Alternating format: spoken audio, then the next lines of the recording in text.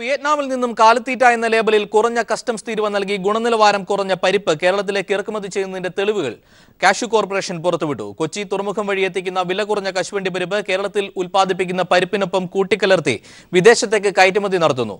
കോടികളുടെ വിദേശ നാണ്യം തേടിത്തരുന്ന വ്യവസായത്തെ തകർക്കാനുള്ള ഗൂഢാലോചനയാണ് ഇതിന് പിന്നിലെന്ന് ആരോപണമുയരുകയാണ്. റിപ്പോർട്ടിലേക്ക്.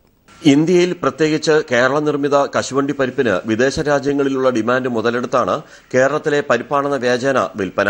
വിയറ്റ്നാമിൽ നിന്നും അവിടുത്തെ സർക്കാരിന്റെ കയറ്റുമതി ആനുകൂല്യം പ്രയോജനപ്പെടുത്തിയാണ് കേരളത്തിലേക്ക് പരിപ്പ് കൊണ്ടുവരുന്നത്. തുടർന്ന് കേരളത്തിലെ പരിപ്പുമായി കൂട്ടിക്കലർത്തി ഇവിടെ നിന്നും കയറ്റുമതി നടത്തുമ്പോൾ ലഭിക്കുന്ന ഇളവുകളും കച്ചവടക്കാർ ചൂഷണം ചെയ്യുന്നു.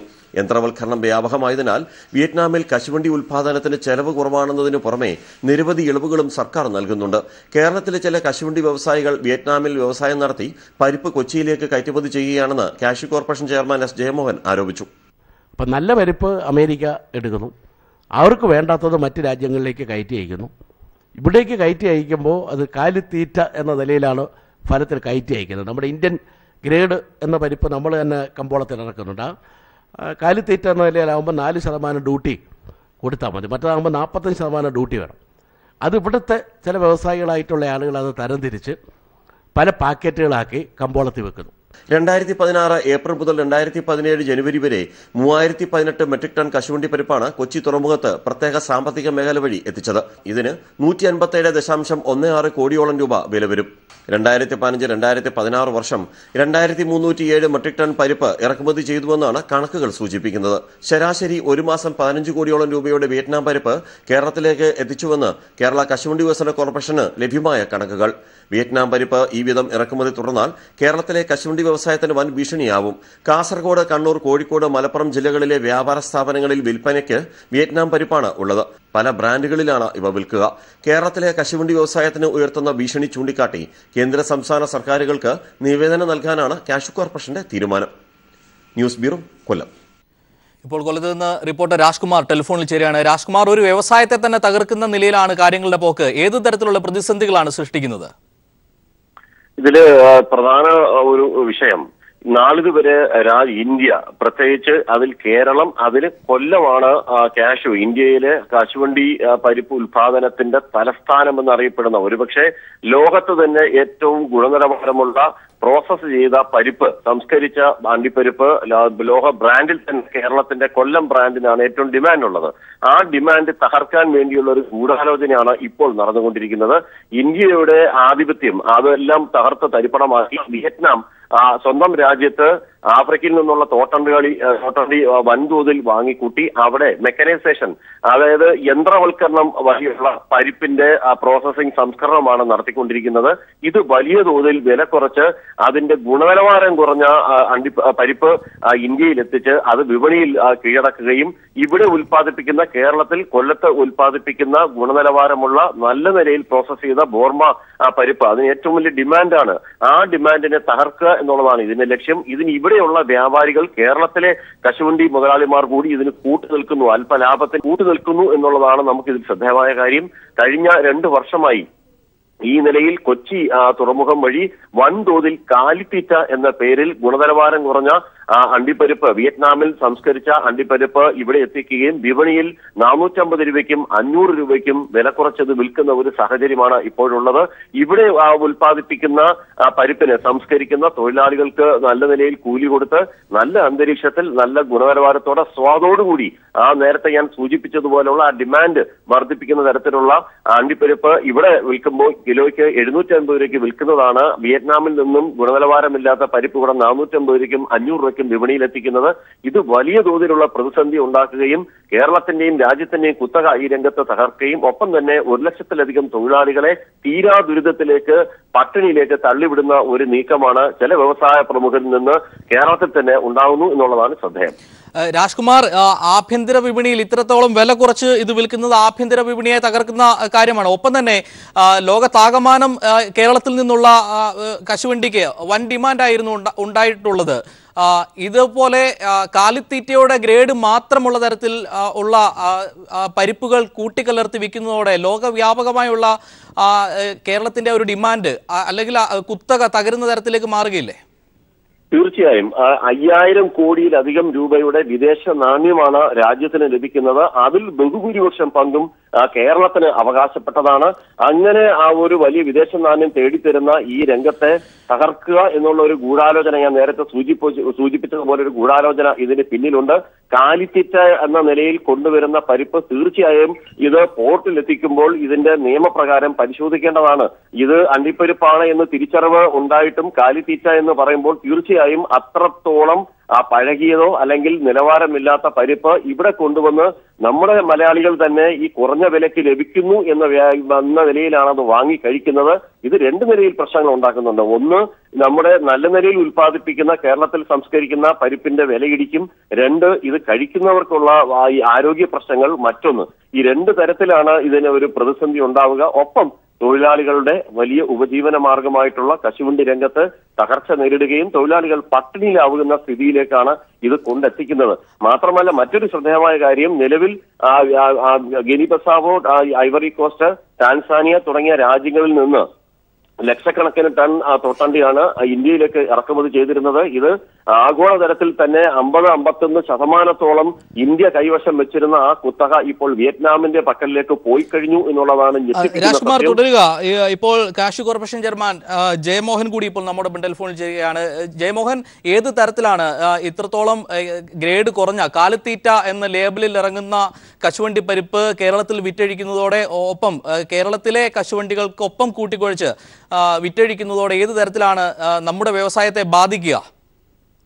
കേരളത്തിലെ കശുവണ്ടി വ്യവസായത്തെ 3 ലക്ഷത്തോളം തൊഴിലാളികൾ പണിയെടുക്കുന്ന 5000 കോടി രൂപ വിദേശ നാണ്യം പ്രതിവർഷം നേടിത്തരുന്ന ഈ വ്യവസായത്തെ തകർക്കുന്നതിന് വേണ്ടിയിട്ടുള്ള ഒരു സമീപനമാണ് വിയറ്റ്നാമുമായി കൂട്ടിയേർന്നുകൊണ്ട് ഇന്ത്യയിലെ തന്നെ ചില കുത്തക വ്യവസായികളായിട്ടുള്ള ആളുകൾ ഇപ്പോൾ നീക്കം ആരംഭിച്ചിരിക്കുന്നത്.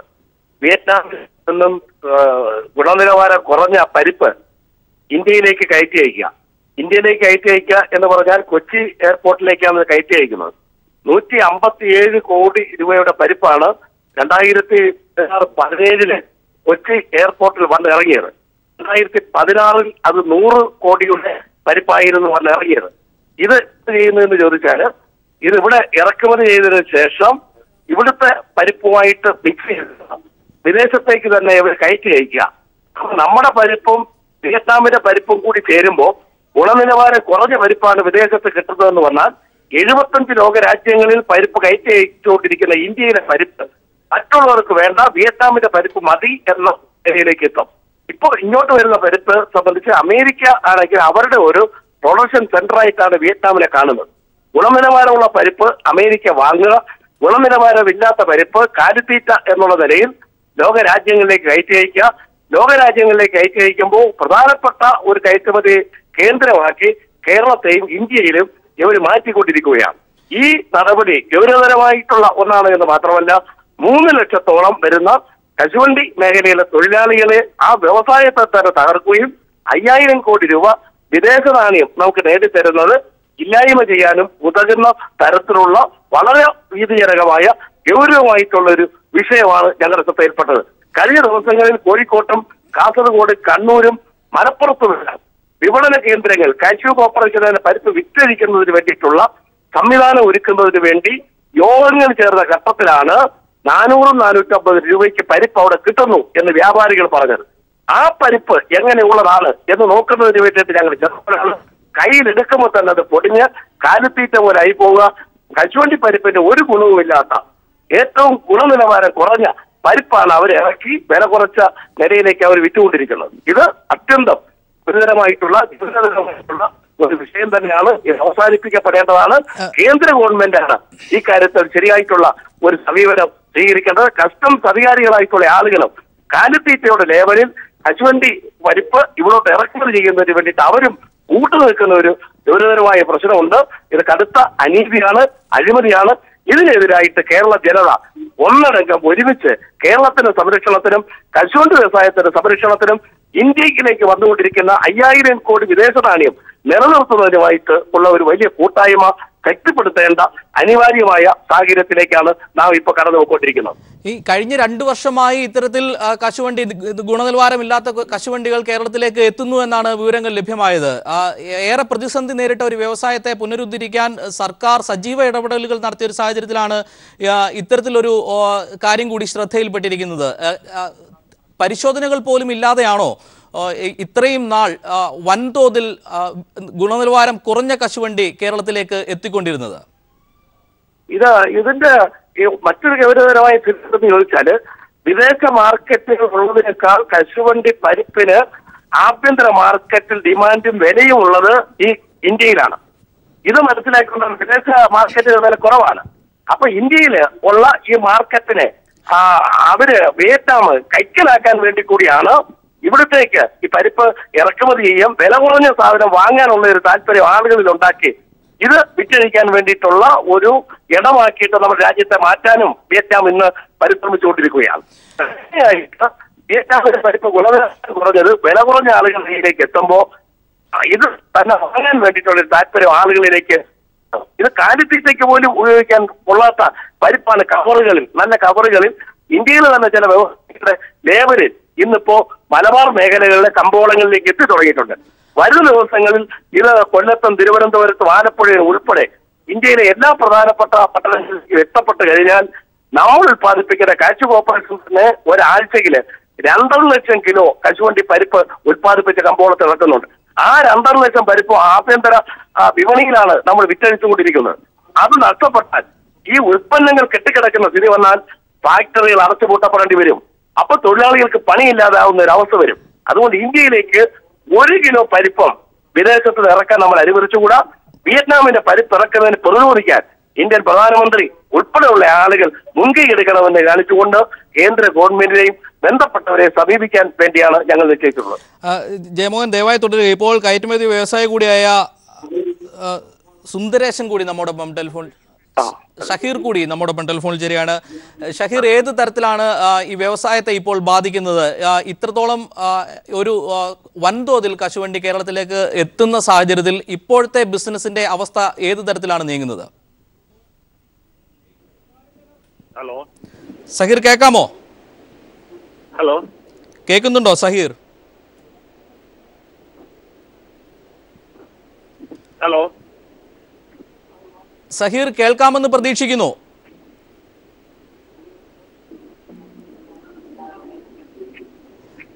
ജയമോഹനിലേക്ക് തന്നെ തിരികെ പോവുകയാണ്. ശ്രീ ജയമോഹൻ, ഏത് തരത്തിൽ സർക്കാരിന് ഇക്കാര്യത്തിൽ ഇടപെടാനാകും? നിങ്ങൾ സർക്കാരിന്റെ ശ്രദ്ധയിൽപ്പെടുത്തിയിട്ടുണ്ടോ ഇക്കാര്യങ്ങൾ? ഇത് സർക്കാരിന് ഇടപെടാൻ കഴിയുമെന്ന് പറഞ്ഞാൽ കേന്ദ്ര ഗവൺമെന്റ്, പ്രത്യേകിച്ച് നരേന്ദ്ര മോദിയുടെ നേതൃത്വത്തിലുള്ള ഗവൺമെന്റ് വന്നതിന് ശേഷം ഈ വ്യവസായത്തിന് പലതരത്തിലുള്ള തിരിച്ചടികൾ നേരിട്ടുകൊണ്ടിരിക്കുകയാണ്. ഇവിടെ ആഭ്യന്തര ഉൽപാദനം, നമ്മുടെ കശുവണ്ടി 20 ലക്ഷം മെട്രിക് ടൺ കശുവണ്ടിയാണ് നമുക്ക് പ്രോസസ് ചെയ്യാൻ വേണ്ടത്. ഇവിടെ 6 ലക്ഷം മെട്രിക് ടൺ കശുവണ്ടി മാത്രമേ ഉൽപ്പാദിപ്പിക്കുന്നുള്ളൂ. ബാക്കി മുഴുവൻ പുറത്തുനിന്ന് ഇറക്കുമതി ചെയ്യുകയാണ്. ഈ ഇറക്കുമതി ചെയ്യുന്ന കശുവണ്ടിയുടെ നേർക്ക് കേന്ദ്ര ഗവൺമെന്റ് 9.5% നികുതി ഇപ്പോൾ ഏർപ്പെടുത്തി. അതോടൊപ്പം തന്നെ പരിപ്പ് കയറ്റി അയക്കുന്നതിന് 4% സബ്സിഡി ഉണ്ട്. ഈ 4% സബ്സിഡി പുറത്തുനിന്ന് കശുവണ്ടി ഇറക്കി കയറ്റി അയക്കുമ്പോൾ അവർക്ക് ലഭിക്കുന്നു. വിയറ്റ്നാമിൽ നിന്ന് ഇങ്ങോട്ട് കശുവണ്ടി കയറ്റി അയക്കുന്നതിനുള്ള സബ്സിഡി വിയറ്റ്നാമിൽ നിന്നും കശുവണ്ടി കയറ്റി അയക്കുന്നവർക്കും ഇന്ന് ലഭിക്കുന്നുണ്ട്. ESA ആനുകൂല്യങ്ങൾ തൊഴിലാളിക്ക് ലഭിച്ചുകൊണ്ടിരുന്നത് ഈ കേന്ദ്ര ഗവൺമെന്റ് വന്നതിന് ശേഷം അത് വെട്ടിക്കുറച്ചിരിക്കുന്നു. ഇപ്പൊ പരിപ്പ് ഇറക്കുമതി ചെയ്യാൻ വേണ്ടിയിട്ടുള്ള വാതിലുകളും കൂടി തുറന്നിട്ട് കൊടുത്തിരിക്കുന്ന അവസരത്തിൽ തോട്ടണ്ടി ഇറക്കുന്നതിന് അമിത നികുതി ഈടാക്കി പരിപ്പ് ഇറക്കി ഈ വ്യവസായത്തെ കൂടെ 3 ലക്ഷം തൊഴിലാളി പണിയെടുക്കുന്ന ഒരു വ്യവസായത്തെ കൂടി തകർത്ത് കേരളത്തെ തകർക്കാൻ വേണ്ടിയിട്ടുള്ള ഒരു നീക്കത്തിലേക്കാണ് ഫലത്തിൽ ഇപ്പോ കേന്ദ്ര ഗവൺമെന്റിന് സമീപനം നീക്കിക്കൊണ്ടിരിക്കണം. ഇതിനെ കേരളത്തിലെ ഗവൺമെന്റും കേന്ദ്രത്തിലേക്ക് സമ്മർദ്ദം ചെലുത്തുക മാത്രമല്ല, മൊത്തം തൊഴിലാളികളെയും വ്യവസായികളെയും കേരളത്തിലെ ജനങ്ങളെയും കൊല്ലം ജില്ലയിലെ മുഴുവൻ ജനങ്ങളെയും അണിനിർത്തിക്കൊണ്ട് കസ്റ്റംസിന്റെ ഈ നിലപാട്, കേന്ദ്ര ഗവൺമെന്റിന്റെ ഈ നിലപാട് തിരുത്തിക്കാൻ വേണ്ടിയിട്ടുള്ള ഒരു പോരാട്ടത്തിലേക്ക് ഇറങ്ങാൻ തന്നെയാണ് ഞങ്ങൾ നിശ്ചയിച്ചിട്ടുള്ളത്. ഇതൊരു ജീവൻ മരണ പോരാട്ടമാണ്, നിലനിൽപ്പിന് വേണ്ടിയിട്ടുള്ള ഒരു പോരാട്ടമാണ്. അതിന് ഞങ്ങൾ നേതൃത്വം കൊടുക്കാൻ കഴിയും. വ്യക്തമാണ് എസ് ജയമോഹൻ. ഈ പ്രതികരിച്ചതിന് വളരെ നന്ദി. ഇപ്പോൾ കാഷ്യൂ എക്സ്പോർട്ടർ സഹീർ കൂടി ടെലിഫോൺ ചേരാണ്. സഹീർ, ഏത് തരത്തിലാണ് ഇപ്പോൾ ബിസിനസിനെ ഈ ഇറക്കുമതി ബാധിച്ചിരിക്കുന്നത്? ഇറക്കി ബാധിച്ചിരിക്കുന്ന വെച്ചാൽ ഇപ്പൊ നമ്മളിപ്പോ വലിയ വില കൊടുത്ത് നമ്മുടെ അണ്ടി ഓഫീസിലകത്ത് അണ്ടി വർക്ക് ചെയ്ത് അതിൽ പരിപ്പായി വരുമ്പോഴത്തേക്ക് നമ്മളിവിടെ 400 കിലോയ്ക്ക് ബോർവ പരിപ്പ് തന്നെ 450 രൂപയ്ക്ക് 500 രൂപയ്ക്കും ഇവിടെ കൊല്ലം പല സ്ഥലത്ത് ഞാൻ വാങ്ങിച്ചിട്ടുണ്ട് പരിപ്പ്. അത്രയും വില കുറച്ച് നമുക്ക് പ്രോസസ് ചെയ്യുന്ന ഒരു വ്യക്തിക്ക് കൊടുക്കാൻ പറ്റത്തില്ല. അത് എങ്ങനെ വന്നെന്ന് പോലും നമുക്ക് അറിയാൻ പറ്റില്ല. പത്രം കണ്ടപ്പോഴാണ് നമ്മളത് മനസ്സിലാക്കിയത്. അത്രത്തോളം നമ്മളിപ്പോ ഈ ഒരു കിലോ പരിപ്പ് കൊടുക്കാൻ 700-750 രൂപ ബോറോ പരിപ്പ് തന്നെ നമുക്ക് ആവുന്നുണ്ട്. അപ്പൊ അതിൽ കുറച്ച് ഒരിക്കലും ആർക്കും കൊടുക്കാൻ പറ്റത്തില്ല. ആ സാഹചര്യത്തിൽ ഇങ്ങനൊരു സംവിധാനം കൊണ്ടുവന്നത് എനിക്ക് മനസ്സിലാകുന്നില്ല. ഇങ്ങനെ വിയറ്റ്നാമിൽ നിന്ന് വരുന്ന വിയറ്റ്നാമിൽ നിന്ന് ഇറക്കുമതി ചെയ്തേക്കുന്ന സാധനം നമ്മുടെ കാലിത്തീറ്റ എന്ന് പറഞ്ഞാണ് നമുക്ക് തരുന്നത്, ഇവിടെ ഇറക്കുന്നത്. പക്ഷെ അത് കാലിത്തീറ്റ അല്ല. അത് യഥാർത്ഥത്തിൽ അത് വില കുറഞ്ഞ ഏതോ നല്ല പരിപ്പ് കൂടെ ഇറക്കിയിട്ട് നല്ല വിലയ്ക്ക് കൊടുക്കാൻ വേണ്ടി 450-500 രൂപയ്ക്ക് ഇവിടെ കൊടുത്ത് വിറ്റഴിക്കാൻ വേണ്ടിയുള്ള ഒരു പുതിയ സാഹചര്യം ഉണ്ടാക്കിയെടുത്തേക്കുക. അതിന് എത്രയും പെട്ടെന്ന് നമ്മുടെ കേന്ദ്ര നേതാക്കന്മാരെല്ലാം അവിടെ വിചാരിച്ചത് എത്രയും പെട്ടെന്ന് നിർത്തണമെന്ന് നമ്മൾ അപേക്ഷിക്കുക. മുന്നോട്ട് കൊണ്ടുപോകത്തില്ല. ഒരുപാട് പേർക്ക് തൊഴിൽ കൊടുക്കുന്ന ആൾ കൂടിയാണ്. തൊഴിൽ മേഖല ഇത് എത്രത്തോളം ബാധിക്കും? തൊഴിൽ മേഖല നമ്മൾ തൊഴിലാളികൾക്ക് ശമ്പളം കൊടുക്കണമെങ്കിൽ തന്നെ നമ്മളിത് വിറ്റ് മാറിപ്പോയതിനു ശേഷമല്ലേ പറ്റും. ഇത് കുറഞ്ഞ വില കിട്ടാൻ ആരും നമ്മളിത് പ്രോഡക്റ്റ് വാങ്ങിക്കുമോ? വളരെ നന്ദി ഇപ്പോൾ പ്രതികരിച്ചതിന് സഹീർ. വിയറ്റ്നാമിൽ നിന്നും കാലിത്തീറ്റ എന്ന ലേബലിൽ കുറഞ്ഞ കസ്റ്റംസ് തീരുവ നൽകി ഗുണനിലവാരം കുറഞ്ഞ പരിപ്പ് കേരളത്തിലേക്ക് ഇറക്കുമതി ചെയ്യുന്നതിന്റെ വാർത്തയാണ് പീപ്പിൾ പ്രേക്ഷകർക്ക് മുന്നിൽ എത്തിച്ചത്. BJP സംസ്ഥാന കമ്മിറ്റി ഓഫീസ് മന്ദിരത്തിന്റെ തറക്കല്ലിടിയിൽ ചടങ്ങിൽ നിന്ന് മുൻ സംഘടനാ സെക്രട്ടറിയും മരാർജി ട്രസ്റ്റ് കമ്മിറ്റി അംഗവുമായ PP മുകുന്ദനെ ഒഴിവാക്കി. മരാർജി ട്രസ്റ്റിലെ 5 അംഗങ്ങളിൽ 4 പേരെ ക്ഷണിച്ചപ്പോഴും മുകുന്ദനെ മാത്രം പാർട്ടി നേതൃത്വം ഒഴിവാക്കുകയായിരുന്നു. ക്ഷണിക്കാത്തതിലുള്ള തന്റെ പ്രതിഷേധം അറിയിച്ച് മുകുന്ദൻ സംസ്ഥാന അധ്യക്ഷൻ കുമ്മനം രാജശേഖരന് കത്തയച്ചു. ഇന്ന് രാവിലെ BJP ദേശീയ അധ്യക്ഷൻ അമിത് ഷായാണ് BJP സംസ്ഥാന കമ്മിറ്റി ഓഫീസിന്റെ പുതിയ മന്ദിരത്തിന്റെ ശിലാസ്ഥാപനം നിർവഹിച്ചത്. ചടങ്ങിലേക്ക് മരാർജി സ്മാരക സമിതി ട്രസ്റ്റ് അംഗങ്ങളായ 5 പേരിൽ PP മുകുന്ദൻ ഒഴികെയുള്ള 4 പേർക്കും ക്ഷണമുണ്ടായിരുന്നു. O രാജഗോപാൽ, ശ്രീധരൻപിള്ള, K രാമൻപിള്ള, അയ്യപ്പൻപിള്ള എന്നിവരാണ് മറ്റു 4 പേർ. തന്നെ BJP നേതൃത്വം ചടങ്ങിലേക്ക് ക്ഷണിച്ചില്ലെന്ന് PP മുകുന്ദൻ പീപ്പിളിനോട് പറഞ്ഞു. സംസ്ഥാന കമ്മിറ്റി ഓഫീസായ മാരാർജി ഭവൻ സ്ഥിതി ചെയ്യുന്ന സ്ഥലം വാങ്ങിയത് PP മുകുന്ദൻ ഉൾപ്പെടുന്ന മാരാർജി ട്രസ്റ്റായിരുന്നു. തന്നെ ഒഴിവാക്കിയതിലുള്ള പ്രതിഷേധം വ്യക്തമാക്കി മുകുന്ദൻ BJP സംസ്ഥാന അധ്യക്ഷൻ കുമ്മനം രാജശേഖരന് കത്തയച്ചു. മാരാർജി അനുസ്മരിക്കുന്ന വൈകാരികമായ ചടങ്ങിൽ പങ്കെടുക്കാൻ സാധിക്കാത്തതിൽ അതിയായ ദുഃഖമുണ്ടെന്നായിരുന്നു കത്തിൽ മുകുന്ദൻ സൂചിപ്പിച്ചത്. മാരാർജി ഭവൻ സ്ഥിതി ചെയ്യുന്ന സ്ഥലം അതിന്റെ പൂർവികരിൽ നിന്ന് വാങ്ങുന്നതിൽ പങ്കാളിയാകാൻ കഴിഞ്ഞതിൽ അഭിമാനിക്കുന്നുവെന്നും മുകുന്ദൻ കത്തിൽ ചൂണ്ടിക്കാട്ടിയിട്ടുണ്ട്. News bureau, Thiruvananthapuram. ചരിത്രത്തിലെ ഏറ്റവും കർഷക വിരുദ്ധനായ പ്രധാനമന്ത്രിയാണ് നരേന്ദ്രമോദിയെന്ന് ഓൾ ഇന്ത്യ കിസാൻ സഭ. കശാപ്പ് നിയന്ത്രണ വിജ്ഞാപനം കാർഷിക രംഗത്ത് കോർപ്പറേറ്റ് വൽക്കരണത്തിന് എന്ന് കിസാൻ സഭ ആരോപിച്ചു. പ്രാദേശിക ചന്തകളിലെ മാംസ ലഭ്യത കുറച്ച് വൻ മാളുകളിൽ ഇരട്ടി വിലയ്ക്ക് ഇറക്കുമതി മാംസം വിൽക്കാനാണ് സർക്കാർ നീക്കമെന്നും കിസാൻ സഭ ചൂണ്ടിക്കാട്ടി. ഓരോ വർഷവും 12,000 കർഷകർ ആത്മഹത്യ ചെയ്യുന്ന ഇന്ത്യയിൽ കൃഷിയിൽ വിദേശ നിക്ഷേപത്തിന് തുടക്കം കുറിച്ചതിന് പിന്നാലെയാണ് നരേന്ദ്രമോദി സർക്കാർ കന്നുകാലി വിൽപ്പനയ്ക്കുള്ള വിജ്ഞാപനം പുനഃപ്രസിദ്ധീകരിച്ചത്. കർഷകരുടെ 70% വരുമാനം വിളകളിൽ നിന്നാണ്. എന്നാൽ വായ്പയും താങ്ങുവിലയും സർക്കാർ നൽകാതായതോടെ ഈ വരുമാനം പ്രതിസന്ധിയിലായി. കന്നുകാലികൾ വഴിയുള്ളതാണ് ബാക്കി 30% വരുമാനം. എന്നാൽ കശാപ്പിന് കന്നുകാലികളെ വിൽക്കുന്നതിന് നിരോധനം ഏർപ്പെടുത്തി പ്രാദേശിക കാലി വളർത്തലിൽ നിന്ന് കർഷകരെ പിന്തിരിപ്പിക്കുകയാണ് സർക്കാർ ലക്ഷ്യമെന്ന് കിസാൻ സഭ ചൂണ്ടിക്കാട്ടി. കുറഞ്ഞ വിലയ്ക്ക് പ്രാദേശിക ചന്തകളിലെ മാംസലഭ്യത ഇല്ലാതാക്കുകയാണ് സർക്കാർ ലക്ഷ്യം. പകരം വൻ മാളുകളിൽ ഇരട്ടി വിലയ്ക്ക് ഇറക്കുമതി മാംസം വിൽക്കാൻ കോർപ്പറേറ്റുകളെ സഹായിക്കുകയാണ് സർക്കാർ നീക്കമെന്നും കിസാൻ സഭ വ്യക്തമാക്കി.